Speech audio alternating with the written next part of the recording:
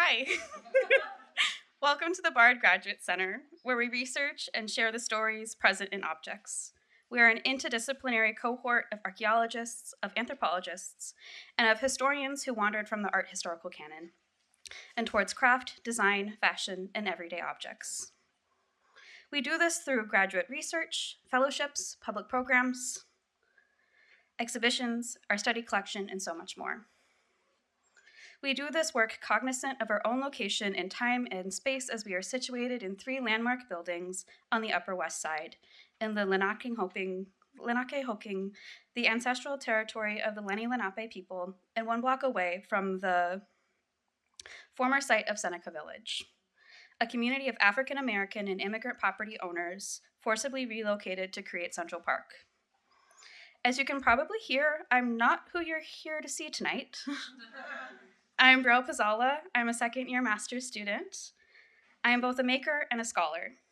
I work with clay as a potter and with fiber as a weaver, knitter, crocheter, sewer, and spinner. My research centers on porcelain and silk in order to explore global histories, with an emphasis on intercultural exchange between China and Europe from the 18th to 20th centuries.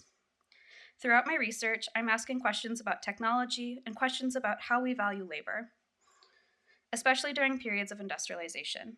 Labor is just one way that I see the connections between the larger phenomena and the personal.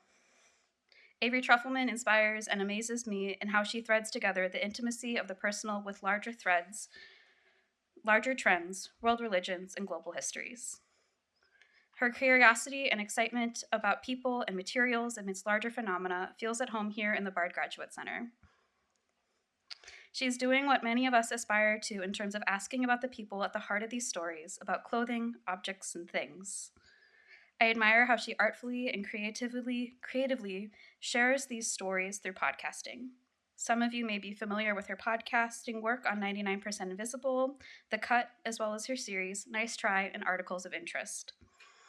If you haven't listened to those bodies of work yet, I highly recommend it, and it will buy you time for her forthcoming book. Tonight, Avery is presenting new work, a faith practice, that was originally commissioned by the Harvard Divinity School. She will talk about the garments that priests wear in relation to what we all wear. We will gain a deeper appreciation for the connection between devotion and the sacred with clothing and fashion. Without further ado, join me in welcoming Avery Trufelman.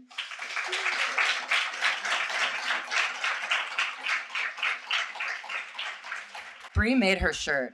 She knitted that. It took her a month. It's so cool. Thank you so much for having me. It's really amazing to be here. Honestly, I really wish I went to Bard Graduate Center. It's kind of everything I wish I knew before embarking on a career telling stories about clothes and objects.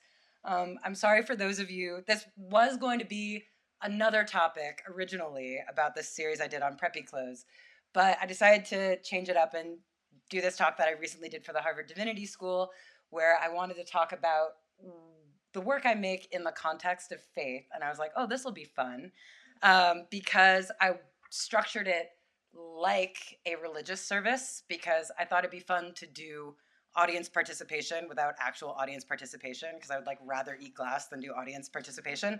But I was like, oh, we can all do something together. So we're going to start by making a zine. You have the paper right here. Yeah. Okay, so what we're going to do, there's also a large print. If anybody needs a larger print, just raise your hand. Don't be shy, I'm using the large print. And so what you're going to do is you're going to start out by just folding it entirely in eighths. And this is just the guiding lines. So you're going to fold it one way, fold it another way, and then fold it another way. Okay, now you just have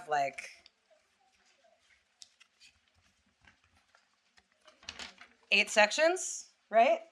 Okay, so when you have 8 folds, these are just your guiding lines, you're gonna fold it in half like a book, and then we're gonna pass around scissors. So you've got it in half like a book, and you're gonna make one cut halfway through, like that. That's the only cut. And then once you've made your cut, right? Your paper looks like this. Fold it in half. So you've got this thing.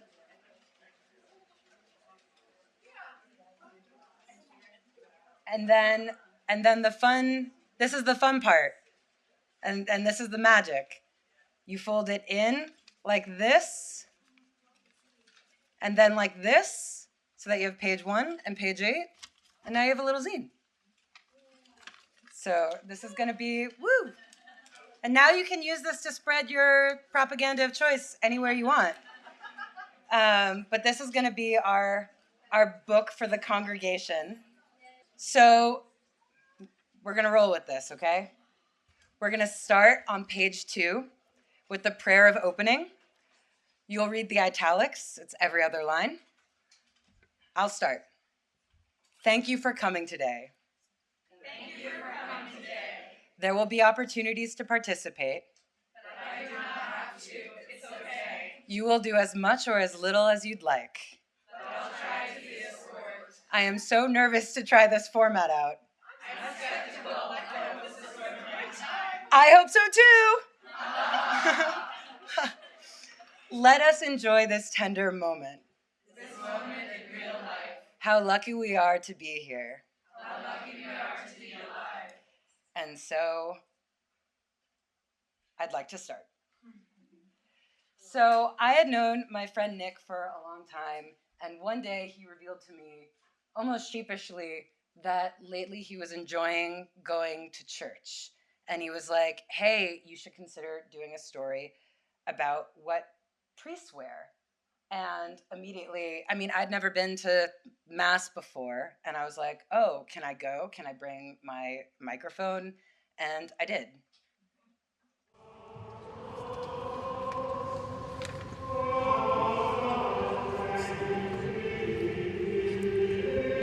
Hey, Nick.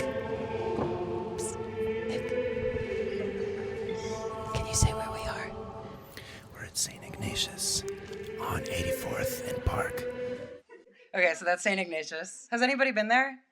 Yeah, it's so beautiful. And I was instantly blown away by what they actually call, the church calls this, the smells and bells, like the incense, the bells, and of course, the costumes. Like, okay, sure, the clothes, but they are costumes, and the priests admitted themselves that like they are wearing a costume as regal, as dramatic, as luxurious as the building itself.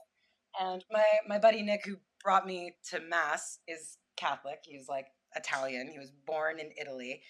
And I find that most of my stories begin with just sort of saying yes to something and bringing my microphone somewhere, even if I have no idea what I'm in for. Like later in May, I'm going to a ophthalmologist conference in Virginia Beach. I was like, I'm maybe going to do a story about glasses. I was like, let's see what this is. And so this was the moment of going to church and bringing my microphone that began this journey. But it all started by saying yes. And if you'll turn on page 8 and join me in an incantation for the power of yes, we'll all read it together. O worthy invitation into the unknown. It can never be for naught to say yes, yes, yes, yes. Because you never know what you'll discover. And that's my buddy Nick and I. And it felt weird. Okay, so I make a podcast about fashion called Articles of Interest.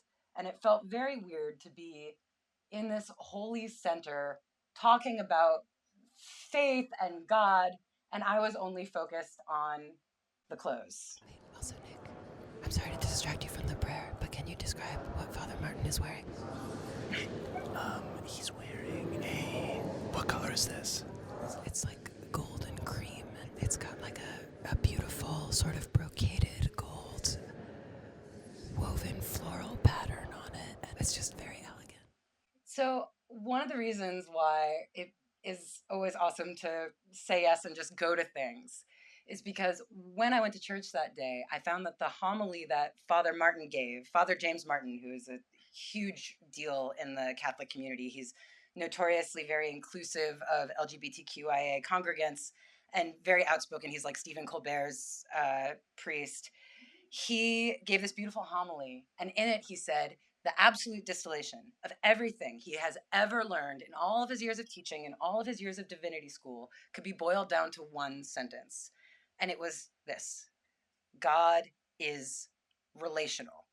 And in his speech, he said, why do I need other people when they are so annoying? Why do I need the church when it is so flawed? And he was saying that's where God is. It's in our relationships with each other. And call me biased, but I think this has everything to do with clothes, because I think we dress as much for ourselves as we do for other people. And when you ask people about what they wear, it very quickly becomes relational. That's Father Martin. And he definitely got the relational aspect of clothing right away. He dressed up for me. Hey, how are you? So excited. I wear something special for you. You look great. My guy. But this is his closet. And when I say his closet, I mean it's the church's closet. It's a communal closet where all the priests share their chasubles. And it's funny, they actually like argue over which one. It's almost like siblings sharing a closet. They're like, no, I want this one. No, I want this one. Because some chasubles are better than others. And so the chasuble is this poncho thing that Father Martin is holding. And actually, an AI company, or an AR company, sorry, an augmented reality glasses company, made a version of this story for a demonstration. So I'll show you a little bit of what this is what they made as a demonstration of what the priests wear. This is a clip of the show. Long, skinny scarf that hangs open around his neck. And then the chasuble goes over the whole thing. The chasuble is the big brocaded poncho. The chasuble is the main event. Alb stole chasuble. Nightgown, scarf, poncho. These are the vestments. The vestments are the formal wear for priests. And they are stunning. Aren't they beautiful? They're beautiful. They were. But I have to say, I felt kind of guilty.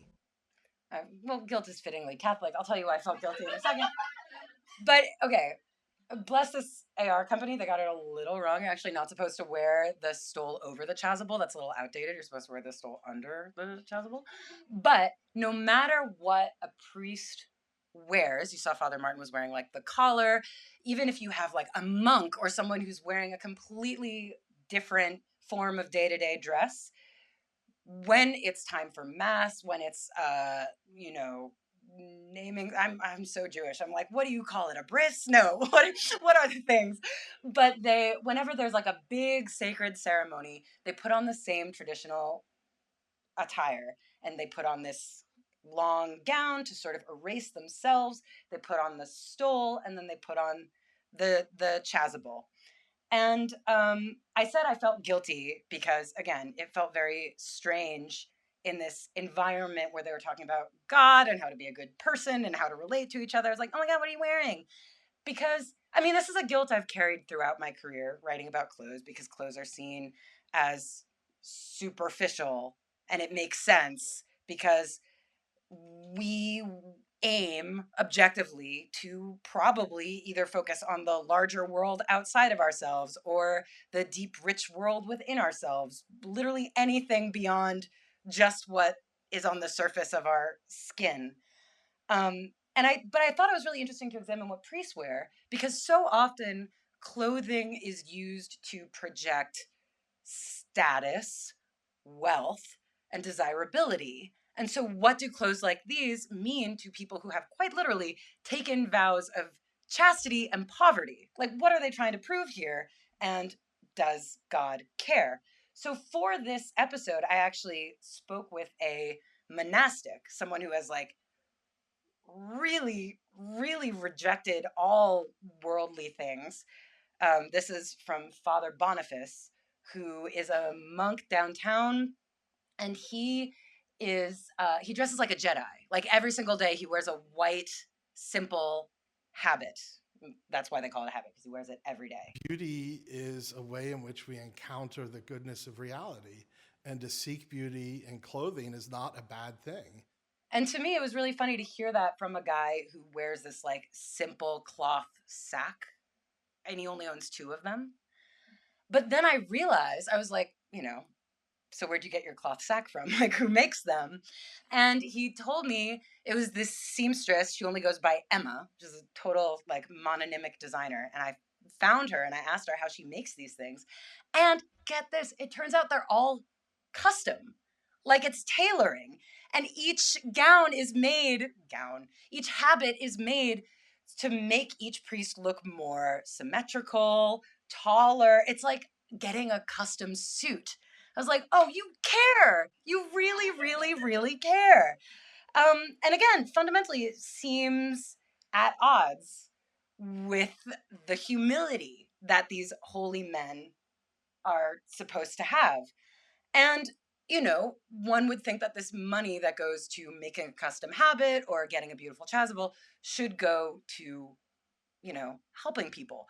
But the roots of this come from the thinker John of Damascus, who put it this way. He was like, why should the church care about worldly things? And the way he framed it, and I thought this was really interesting, he was like, in Jesus, God made a painting. If you think of Jesus as a work of art himself, then that means God wants us to make works of art. And that is sort of the foundation of the Catholic aesthetic. Like, okay, let's do this as God did, in his name, in beauty, and this is how we will manifest goodness. And so I asked Father Martin, like, where do you like to get your chasubles? What are the chasubles that, like, the men of the cloth fight over? And so he was like, oh, this place. And it was funny. He was like, this place, Holyrood. Oh, they're so amazing. I love the chasubles from Holyrood. So you can request the catalog from Holyrood. This is the catalog.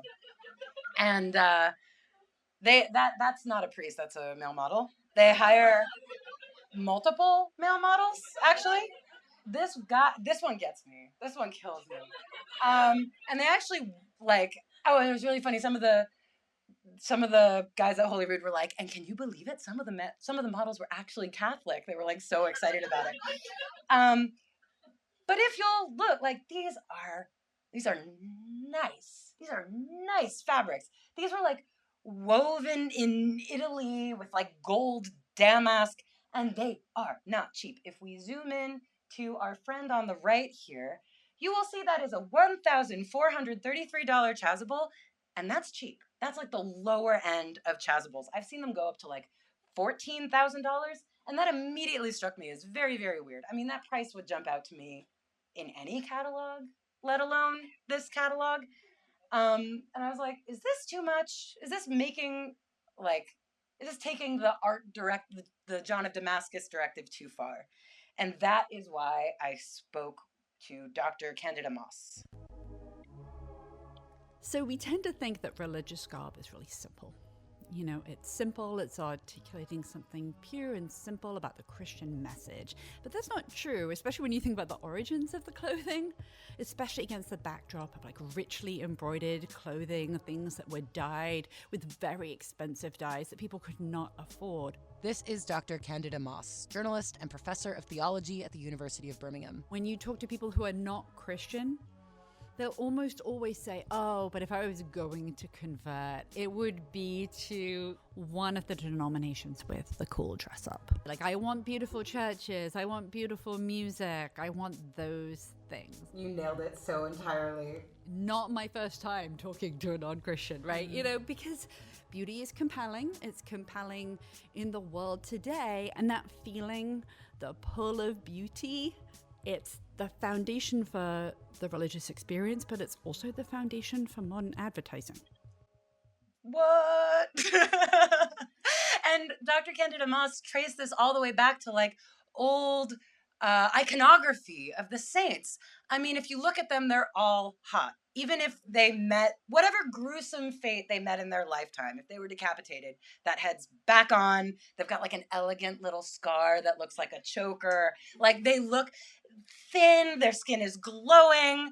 And it really plays into this deeply ingrained idea that I think a lot of us have been raised in, this idea that like evil is ugly and asymmetrical and grotesque, and what is good is beautiful and symmetrical with poreless skin. And lingering under that association, as anyone who has ever encountered any advertising on the internet knows, is like the lingering association with wealth, right? Like no one just has glowing skin and gleaming hair and beautiful clothes and beautiful bodies. There's also this weird intermingling between what is good, what is beautiful, and what is rich. And that seemed very embodied, and that seemed to be the epitome of these like expensive, beautiful chasubles.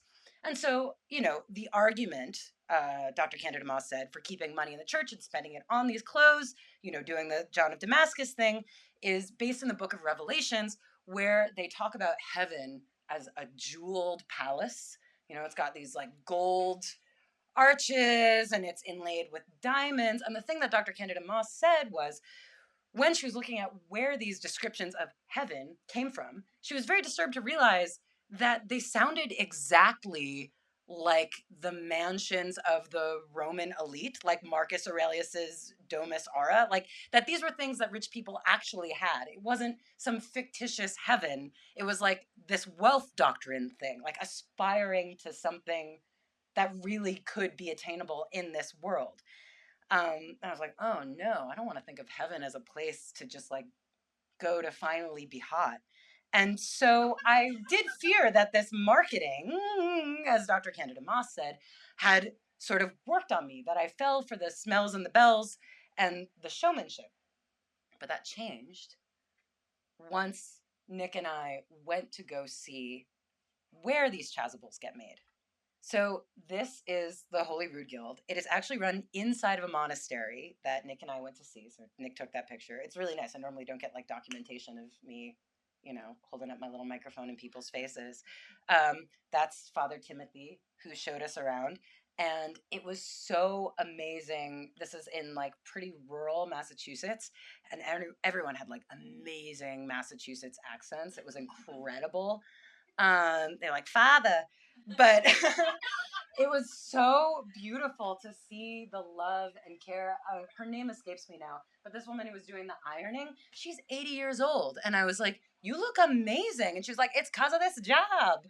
And everybody loved working there. They line up all the fabric perfectly. They seal it with French seams, which means you have to sew it once and then you have to sew it again twice. One worker told me about making a whole chasuble and then they saw a little run in it and they were like, scrap it, we're doing it again. Like these are made impeccably well. And I mean, obviously it makes you realize that a lot of the price is like paying these artisans fairly, right? It's like expensive to live by Christian values. Also, they were really nice. I can't believe they let me try on this miter. Like I couldn't believe this was allowed. Also, it was really funny. People were like, oh yeah, I'm Protestant or I'm Jewish. And they're like, this is just a great job. I love working here. And they were like, try stuff on, touch it. So shockingly approachable. And it's really interesting because the approachability of these clothes is not an accident. The chasuble, as we know it today, this big poncho thing, and the way it's constructed, is part of the reform movement that happened during Vatican II. And Vatican II was new to me. Like, I didn't learn about this in Hebrew school. Vatican II was a giant meeting where all high-ranking members of the Catholic Church gathered in St. Peter's Basilica. They met 4 times between October 1962 and December 1965. And they were like, look, a lot about Catholicism has got to change. The Holocaust was coming increasingly more to light. And this was in a Catholic country, a religious country, Germany. Wow, how could that possibly happen? It was the formal end of colonialism. Now there are all these Catholics in South America and Asia and Africa being like, hey, what about us? We don't want to do this like Eurocentric model of Catholicism anymore. And also, I mean, this sounds kind of wild to us today, but the official sort of adoption of democracy as a way for major world powers to operate. Traditionally, the Catholic Church functioned best within a monarchy and itself is sort of a monarchy. So they were like, okay, what do we do? What does the Catholic Church change? And so there's this great book about it by this priest, John O'Malley. And the thing that I love that he says is Vatican II was about a change of style.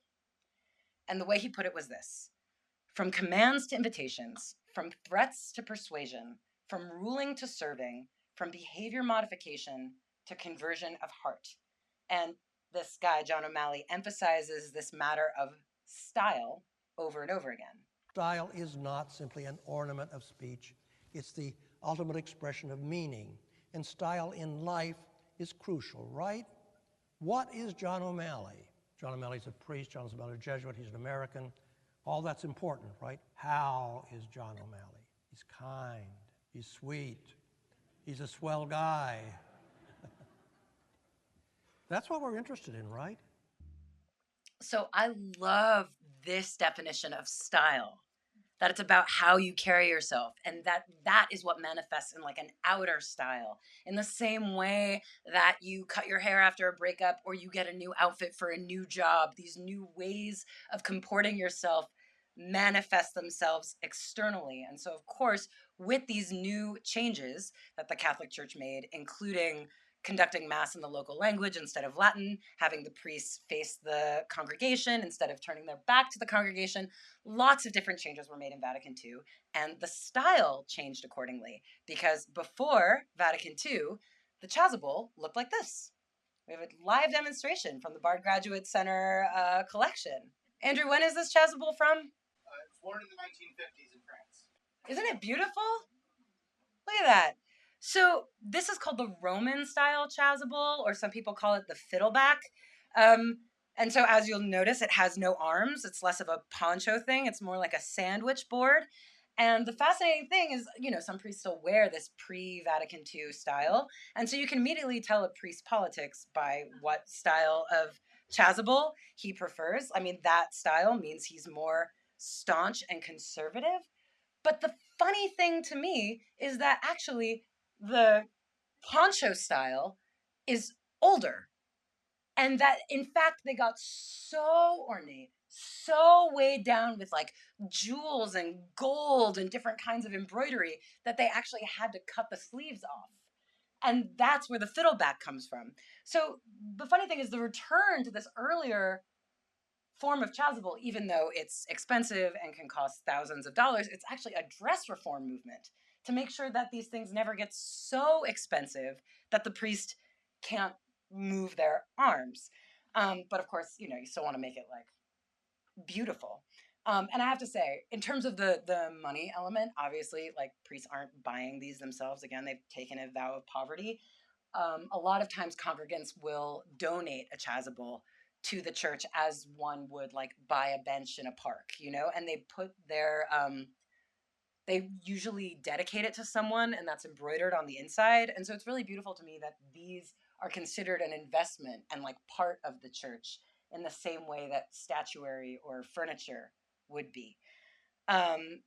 So yeah, and it struck me as like a way of having beauty, paying workers fairly, and making sure that these are clothes that are worn to serve, that sort of erase whoever the individual is beneath them and make them a part of the building and a part of the ceremony. After all, as Father Martin said in his homily, God is relational, and this is a way of projecting goodness and beauty out to the congregation. And a lot of the priests said it, you know, of course, it changes the way you read, it changes the way you carry yourself. It's a way to respect the holy space that they're in and the Holy Spirit they're trying to convey. So I'm not religious.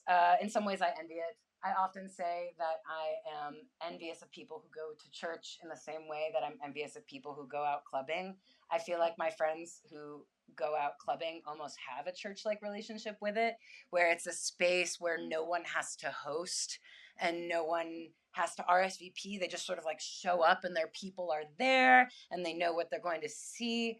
I get it. It's beautiful, but I'm just too sleepy. It's just not something I feel in my bones. So if you'll join me on page 3 for the prayer for wanting to want, we can all read it in unison.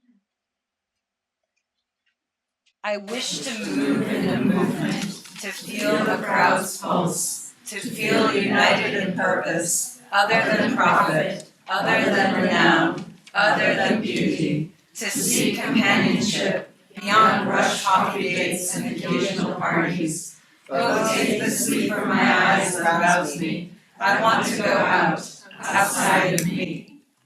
This is what clubs and churches are ultimately about, like finding a place to go that's outside of yourself and remembering that we are, oh God, the quote escapes me, we're like a ghost wrapped in a skeleton, wrapped in a hamburger. That's what humans are. And this is a place to go remember that. But the truth is, I mean, it's really boring and perhaps a little Protestant sounding, but my devotional practice, the thing that brings me outside myself and reminds me that I live in community and reminds me that I am relational, is not what I do on Sundays, nor is it what I do at night. It is, in fact, my job, which, yeah, I know how that sounds. It's like, get a life. But I do find that even though it is what I do for money and to pay my bills and make this podcast, I find it very sacred.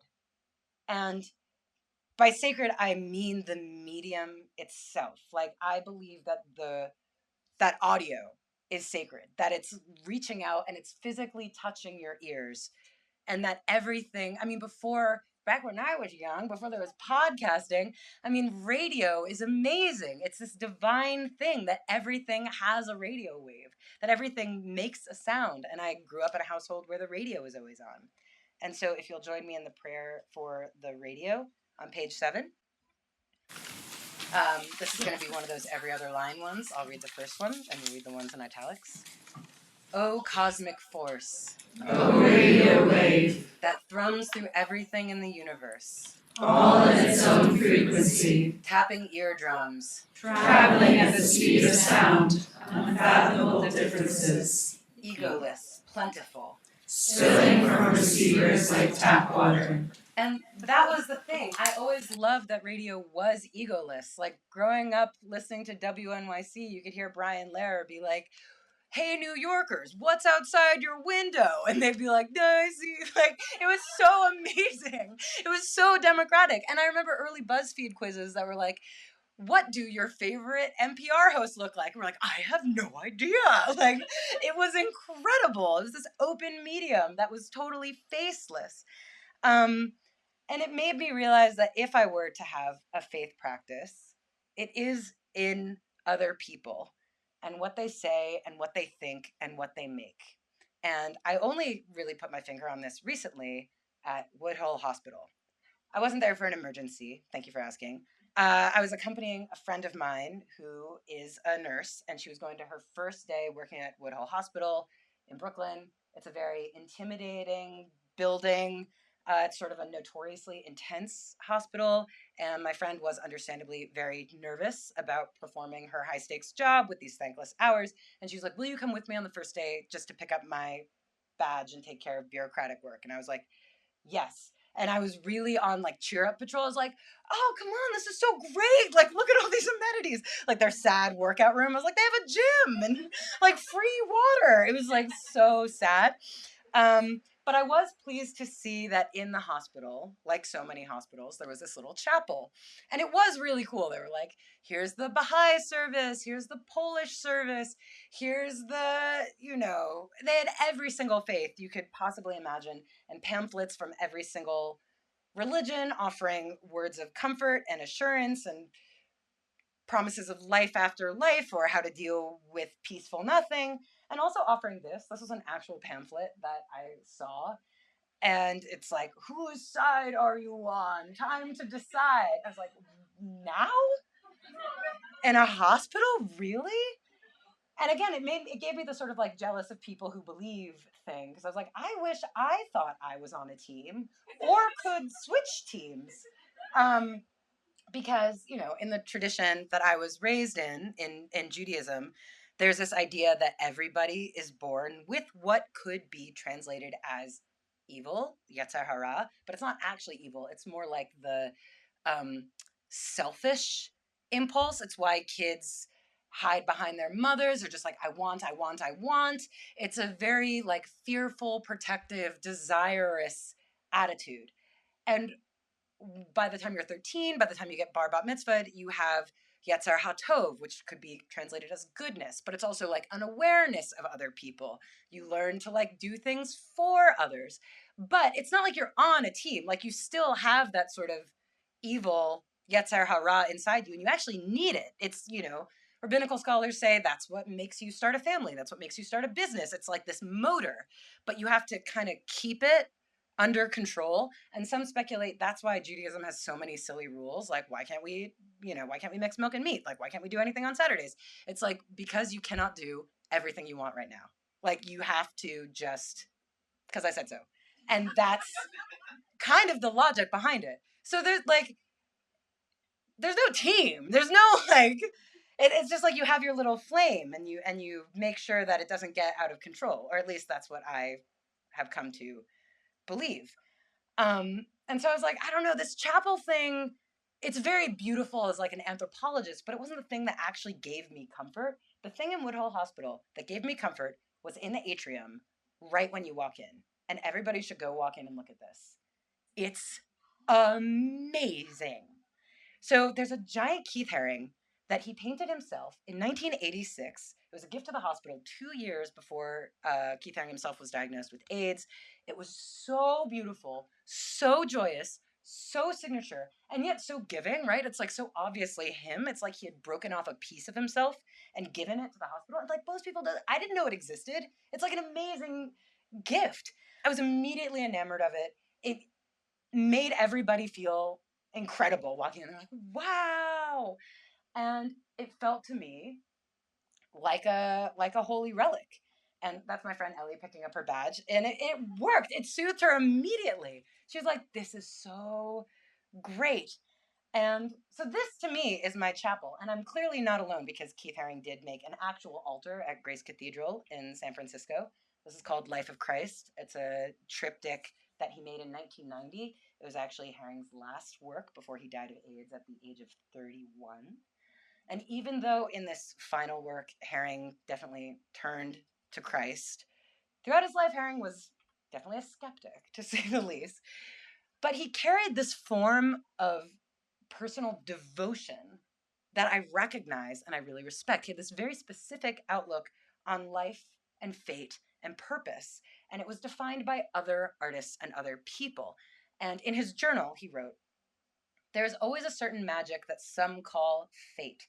Lately, it hasn't been as evident, or perhaps I am just more ignorant of it, but I know that I'll end up somewhere for some reason or no reason, but with some answers, or at least be a little clearer on why I am and what I am aiming to do, or what I'm going to do."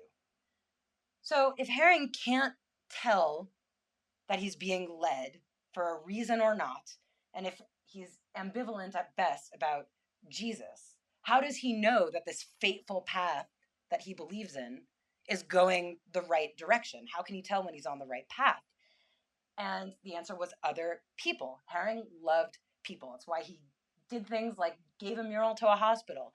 And he loved even their forms and their vitality. You know, he painted dancing people. And he finds that he can recognize when he's on the right path by who he runs into. He can see fate winking at him. And this is my favorite part of his diaries. In an airport in Rome, he experiences it. He says, "In the airport where I was changing my prepaid economy class ticket to first class, I noticed the lady in front of me had a Grace Jones photo in her notebook.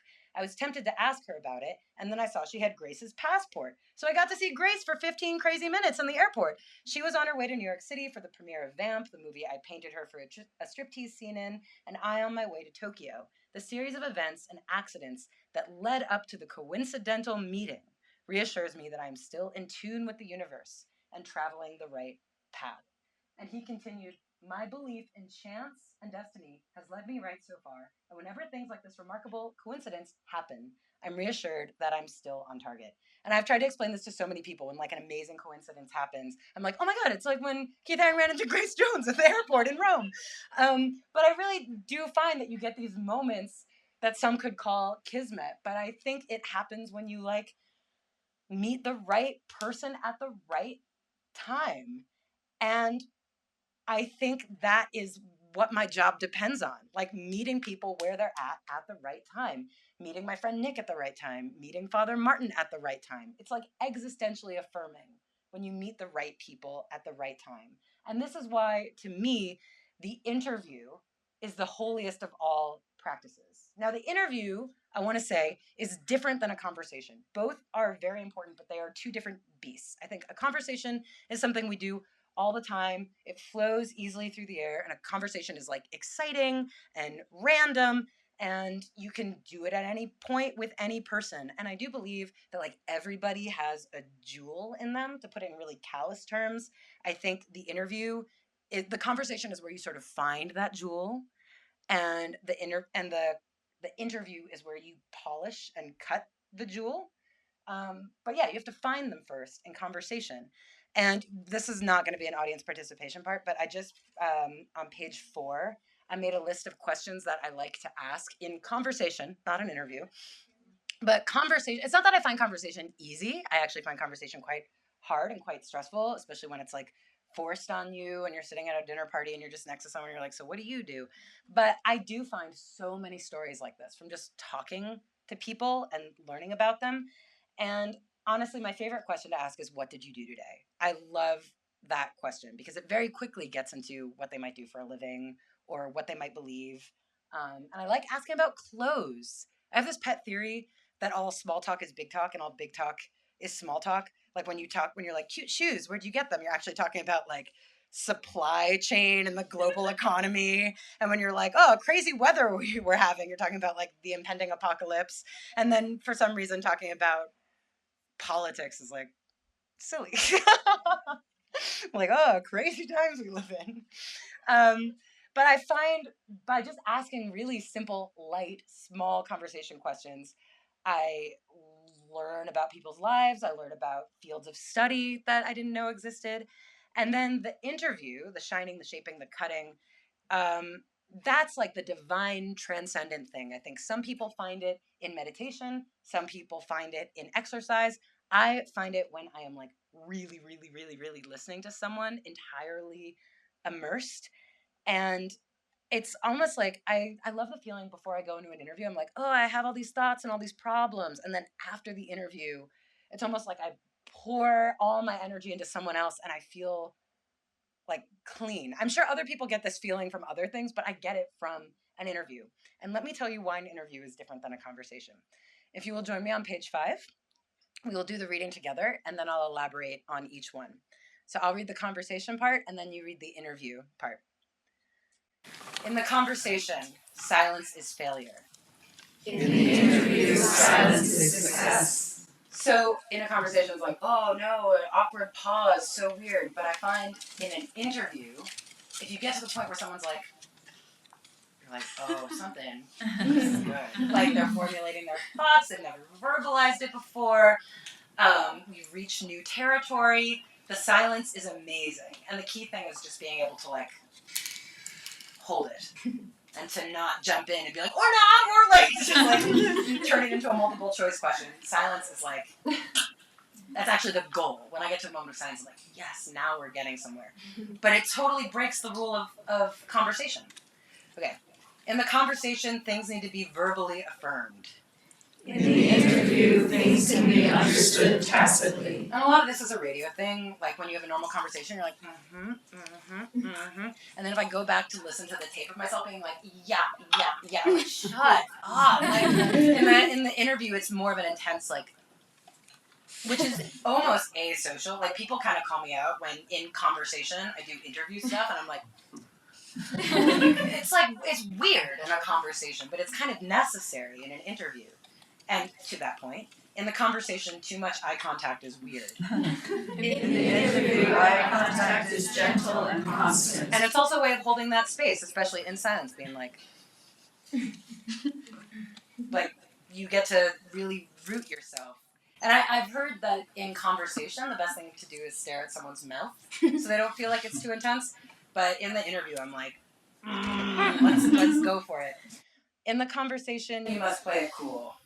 In the interview, you can show what you know. In the interview, like you've Googled them, you've done your research on them, you can bring up stuff from their life in a way that would be weird in conversation. To be like, oh, so I know when you were teaching at blah, blah, blah, when you were teaching at Bard Graduate Center, you said this. Like, you can kind of show your hand in a way that would be weird in conversation. In conversation, there's a back and forth.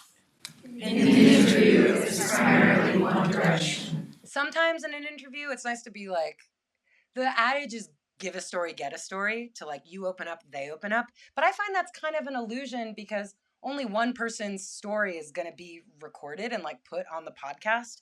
So I tend to like keep it one direction. I might chime in at some point, but I don't like to like bring myself into it. It's really about the other person and to let them know that. And because in a conversation, you know, when someone's like, oh, look at me talking about myself. How are you? You have to make it really clear, like, no, this is okay. This is about you.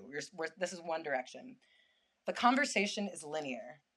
The interview circles back on itself, redefining points, coming back for clarification. So in an interview, I might ask a question multiple times if I didn't like the answer or the answer was a little confused. And sometimes I'll be open about it, be like, listen, not to belabor the point, but may I just come back to what I asked you earlier? And I think in a conversation, someone would be like, did you even hear what I said? Like, were you even listening to me? But that's another way that the interview is a little like asocial. You're sort of like rehashing through points. The conversation is unguided. The interview is guided. So that's the thing. The conversation is like, could be anything. Like, tell me something, you know, what'd you do today? And the interview is like, I've got things in my mind that I want to cover and I need to get through. And that's part of why it brings such a flow state, because you're thinking about like, okay, these are the things I want to get. These are the things you're saying. This is the next logical thing I could say. You're like balancing 5 things in your mind. And it's this absolute form of focus that like, it's such a rut. It's actually physically exhausting. Like afterwards, it makes me hungry. And I'm like, woo! It's like, it's kind of shocking how much energy it takes to really, really, really intensely listen and like get what you need. And I try to not use notes during interviews to like just keep it all in your head. But one thing I do make sure that I do before an interview is I've never been one for like coming in. I like to interview people in person. I like to go to their home or their office because I think it's just more human, especially if we're talking about clothes and what we wear. It's nice to just be bodies in space. But I always make a big show of like putting together my microphone and be like, I am putting together the microphone now. Also because I don't think it's necessary to have the tape of me being like ding dong hello, like hi, oh my God, how are you? Like that's not interesting tape. And also I don't think anyone likes being ambushed. And so what I say is something like the prayer of commencement on page 6, but you are also going to help me read the italics. I will say, thank you so much for taking the time to speak with me and to let me into your space. This is a casual conversation, and I'm the editor. I'm going to be the only one hearing our uncut conversation. If you need to stop, To pause, to take a sip of water. Tell me you don't know an answer or ask me to do fact checking on something. It's all allowed. Even if you wake up in the night regretting something you said, just let me know after the fact. May I press record? And then it begins. And that's how I want to like check in and make sure it's casual and that the subject can start and stop whenever they want. But it really is Okay, it seems kind of funny to call it a devotional practice because journalism is often portrayed like this. Shit. What? Carly Simon just walked in. Oh, God. She hated the story you did on her. I know.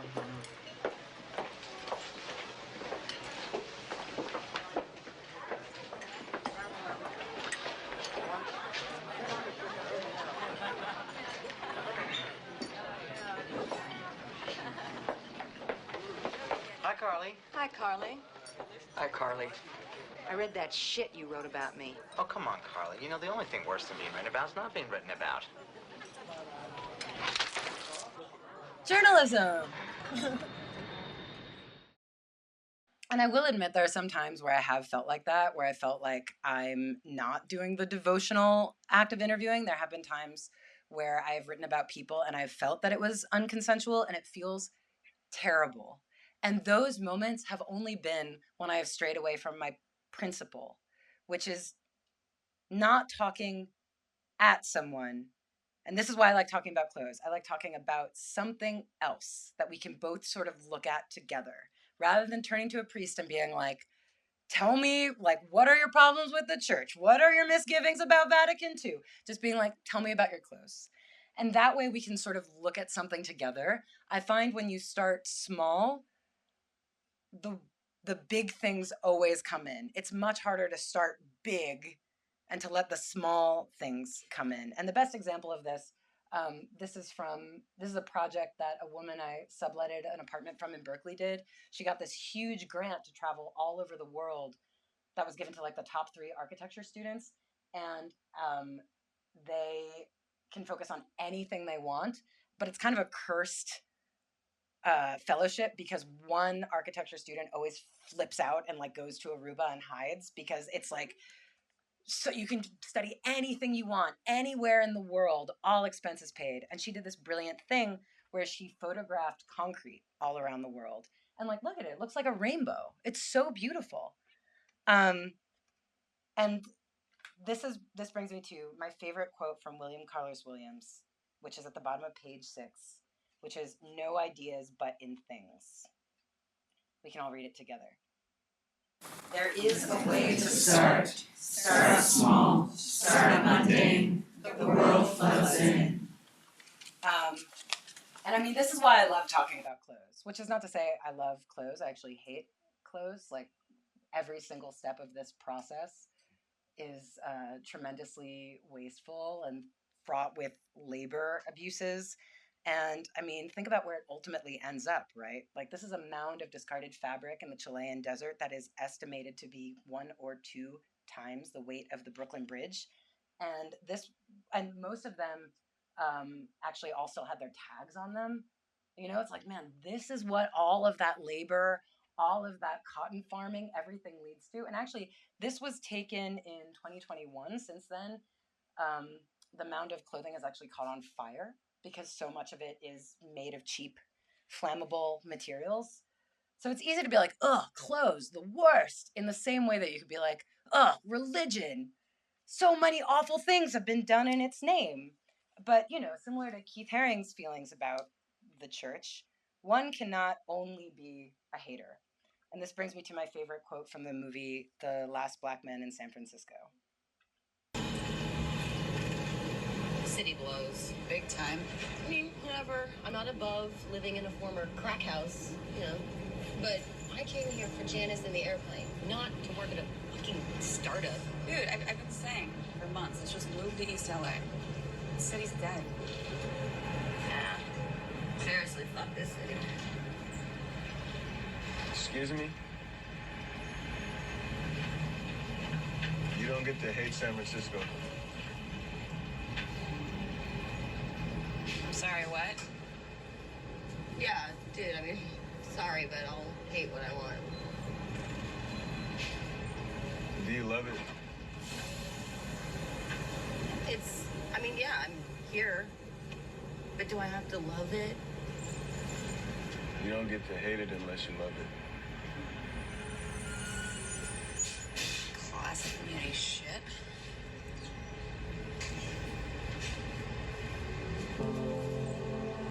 And I love this line because it reminds me of like the famous James Baldwin quote, "I love America more than any other country in the world, and exactly for this reason I insist on the right to criticize her perpetually."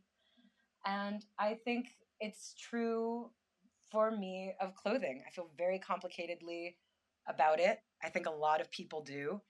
And and I think that's part of why we trivialize it or think it's superficial when in the mind of the writer and philosopher Stuart Brand, it is a necessary part of society. As he writes, the order of a healthy civilization is here. The fast layers innovate, the slow layers stabilize. The whole combines learning with continuity. In a durable society, each level is allowed to operate at its own pace, safely sustained by the slower levels below and kept invigorated by the livelier levels above. And fashion in this case isn't just clothes, it's everything. Cars have fashion, language has fashion, everything around us has a fashion. It's just that clothing is shorter lived than a building, is easier to see than slang. It's just the most visually accessible form of this nebulous thing called fashion that's happening all around us, that's a necessary part of our civilization. And I know I'm like going over my time, so I'll speed through. It's going to play a little game where you can try to. There's a great website called chromaphoto.app where you can, it'll show you a photo and you can try to guess the year of it. And that's what all these photos are from. It's like shockingly hard to do, but you start to realize that you like recognize a time by its, like maybe it's cars, sure, but really from its clothes. That's where all the clues come from. That's how we know what era we're in, what ideas are around, what technology we have access to. And, you know, behind every fashionable change, there's always a reason. It's very rare that something just happens because it's cool. This is my last example. There was a moment in 2015 where meteorologists all over America started wearing the same dress. And people caught on to this. They're like, why are meteorologists all wearing the same dress? Well, it turned out that most meteorologists, who are women, aren't allowed to wear green because it blends in with the green screen. They're not allowed to wear black because it's too dour. They can't be too sexy because it's, you know, daytime TV, but they can't be too boring because, you know, got to keep it spicy. But they're not given a budget and they have to wear something new every day. So they're always looking for like cheap clothes that meet all these criteria. And when this dress came up on Amazon, they all let each other know and they all bought it. Meanwhile, in 2014, an Australian anchorman named Carl Stefanovic conducted an experiment where he wore the exact same suit for a year and only changed his tie, and nobody noticed. And so these things say volumes about, you know, what kinds of scientists are taken seriously in society and why do we expect people to wear a different dress every day. These are questions that are worth asking. And I have to say, when I did the first season of my show, Articles of Interest, I was like, okay, that's it. I think I'm done with clothes. Like, I'm tired. I want to move on to something real. And then I was asked to do a second season. I was like, okay, I guess I'll do it again. And sort of every year, I'm like, I can't believe I have to do this again. But it shows that there's always something more. And I'm kind of amazed that there's always something more to say about clothes. You think, like, how superficial could it be? And that is on page 8, the blessing for the assignment. Because I think if I didn't need to do this for my work, I would be too intimidated to do it. So we can all read it together. Yeah. Thank you, O task, you that compels me against my demons towards burden. And I have to say, my favorite part of every episode is what happens after it comes out. And it brings me into deeper conversations and even holier community with the world. So after that episode about priest clothes came out, I got an email from a church in Sunnyside that they had made new vestments because they listened to it. Can any of you recognize what that is? Yeah, it's a baby blanket. And they did it in reaction to the wealth and ostentatiousness. It's so beautiful. They had this idea that, you know, we are all born holy. And I thought it was really beautiful. And it reminds us how we all have to be clothed from the minute we're born. And it can't help but be relational. Thank you.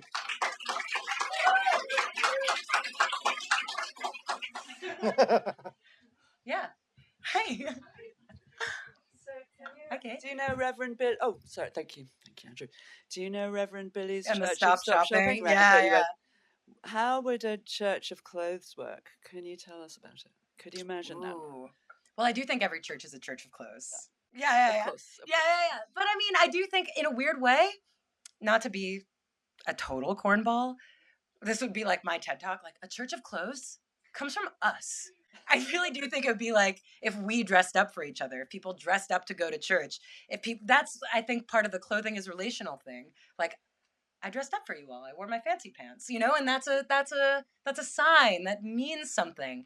I think the clothes are literally the intermediary between yourself and the world. And when you put care into them, it's like a sign of respect for others.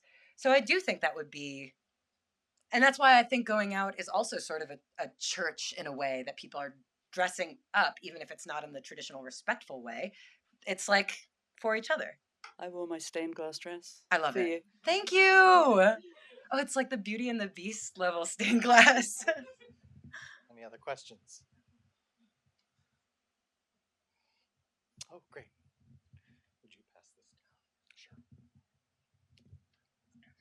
Thank you. So good.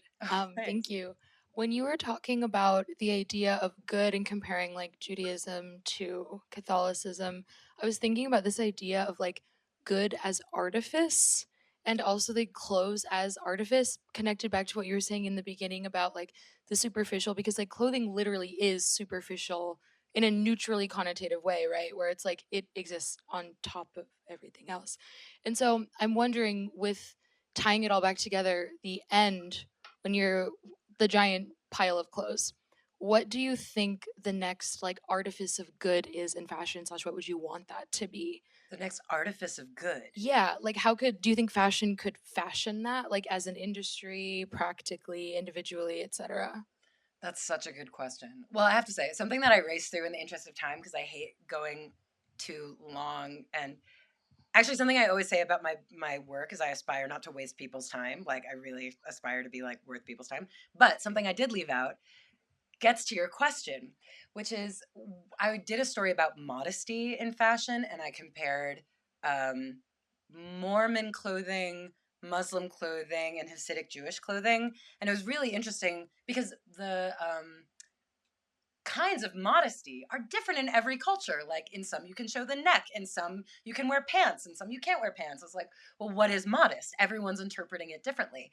And a lot of it is rooted in scripture. So I actually like learned a lot about the Quran, and like learned a lot about Mormonism in talking about what their statutes of modesty are. But this and I learned a lot about Judaism, my own religion, in talking to people about it. And one of the interviewees I talked to said this really beautiful thing. She said that we have to dress up. I was like, so why do you dress modestly? And she was like, we dress modestly because God dresses modestly for us. I was like, what do you mean? And she was like, because these are his clothes. I was like, what? Oh my God. Like these are how he hides himself from us. And she talks about, I wrote it down here, that the soul, in the Hasidic book of the Tanya, it says the soul has 3 clothings, and this is the word they use for it. Thought, speech, and action are the clothings of the soul. These are all things that are expressions of the soul. So clothing is in fact like more, it's like clothing is a layer of clothing on top of the soul, on top of thought, speech, and action, right? And I think this gets back to something that is sort of divine about the practice of dressing, which is that sometimes I like to think that fashion and wanting to style ourselves is something, obviously people are like, it's like a byproduct of capitalism. And it's not. I mean, don't give capitalism that much credit. That shit existed during feudalism and before that. And, you see, what was it? There's that news story about orcas in the ocean. Like one started wearing a little salmon as a hat, and then others started wearing salmon as a hat. It's like this thing. And it's actually very sweet and lovely that we look to each other and we follow each other and we see someone you know, in conversation, we start mimicking each other's body language. We see someone who we think is cool and we're like, oh, I want to dress like them. It's like kind of lovely and proof of society, the thing that capitalism does. And this is why it's sort of like love is a thing that happens. And then capitalism's like, well, you got to buy our diamond. Like it makes you, it kind of revs it up and turns it into something a bit rapacious. And so I think, God, I feel like I've been talking about like the doctrine of personal responsibility, but I do think that it's the clothing industry is so awful and messed up, feeding on that hunger that we all have. And our best revenge is to just sort of like get our own handles on it, you know, and to understand our own desire, understand ourselves, understand what we like. And when you understand how you dress, and every time you say, I want this, you're like thinking about a new kind of person you're going to be, a new, like the places you'll go when you wear it, the body you'll have in it. There are all these associations that come with adopting a new garment. And I heard someone say once that conscientious consumption is like, now I have to care for this thing. And like that's how we should feel about our clothes. But it can only happen on an individual level. Like no one can give that to you. It's like this form of enlightenment that I'm grasping for and working for all the time. And you can only get like so close by thinking about it. But I don't know if there's anything the industry can do. Honestly, there've been so many moves at like reforming it. But it's so big. And I think it's allowed to sort of run amok unchecked because it is so dismissed. And people are like, it's not worth thinking about. And it has very real consequences. It's huge. So I don't know if you have any ideas. I'm all ears. I'm like, I don't know. Are there any other questions? Oh, right up there. Thank you.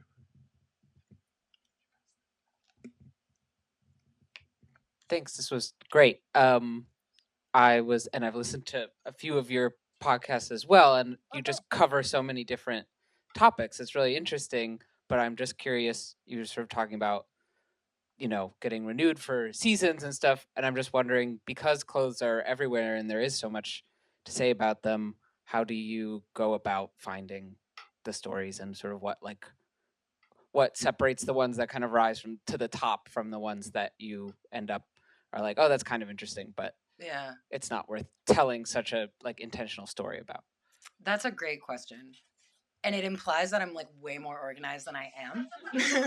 I'm never like, no. I mean, the prayer of yes is unfortunately very accurate. I'm like, okay, like I'll check that out. And I keep a big archive of stuff. Like when I went to church the first time, I didn't know what I would do with it. And very often, you know, someone's like, I'm trying to think of a recent example. Oh, like there's a interview that I'm going to do with the designer Prabal Gurung, and he reached out and he was like, do you want to do this? I was like, sure. I don't know how I'm going to use this. I'll do it. And I never like start something. I never kill anything. I believe in actually practicing what I preach in my work as well as in clothing. I believe that clothing is not single use, and I don't believe knowledge is single use. Like I'll reuse interviews years later, like a clip that I didn't use before, or I'll grab something and be like, the longest I waited was like 7 years. I did an interview and then finally I was like, oh, this is where it belongs. And so things sort of like come together in their time, and I'm always thinking about a lot of things. But I do find it is very easy to look around the room and be like, vest, shoe, sock. Like these are stories, and they are all like stories. But I think it needs to, I've never like made a rubric of it. You just sort of like know when it's there, because I never want it to be about shopping. And I want it to include something about the way it's worn, something about the way it's made, something about it in like every part of its life. I often think about the Charles and Ray Eames video Powers of 10, where they like zoom out. There's like a couple having a picnic in a park, and they like zoom out into the universe, and then they zoom in into like the molecules of his hand. And I'm like, okay, are we zooming out, you know, to like the trash pile in Chile? Like, are we going like out to Vatican II, or are we going like into like, where did these materials come from? How are they made?